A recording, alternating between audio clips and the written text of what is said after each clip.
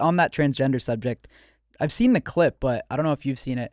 Did she actually really say that we should give transgender surgeries to prison inmates? Yes. There was She said no other taxpayer funded. context before that. No, that was part. So what she did was on a I believe is a questionnaire.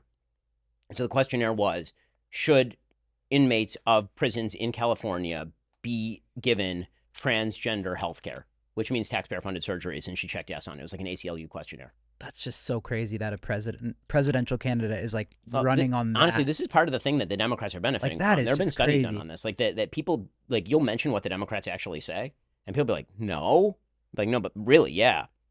I'm like, no, that's bullshit. No way. No, like, that's a real thing. So if you say, like, they're for abortion all the way till point of birth, people are like, that's not true. It's like, no, but it is. I'm like, no, that's too crazy. That's not true.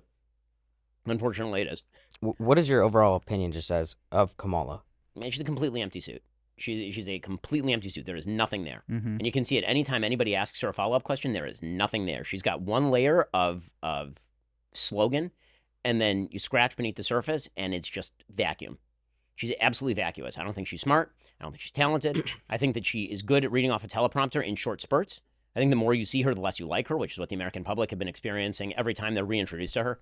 So you get like Kamala Harris 1.0, and it's like fresh-faced senator out of California, hard-charging progressive. And within 5 minutes, everybody's like, oh my God, she's insufferable. I can't. And then it's like, here she is running for president in 2019, and she's fresh, and she's awesome, and she's joyful, and she's intersectional, and she's doing great in the polls. And then she blows up, and she doesn't even make it to California, and she's out. And then they pick her up off the scrap heap, and they make her VP. And like, third look at Kamala. She's probably amazing this time. She's going to be so exciting and intersectional, and she knows things, and she's whip smart. And then she's the least popular vice president.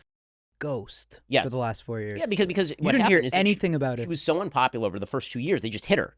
They were like, we can't let her out in public anymore, right? She's like you know, the crazy first wife in Jane Eyre. They like put her in the attic there and just left her there. And then finally he died, and they're like, we need somebody who's here.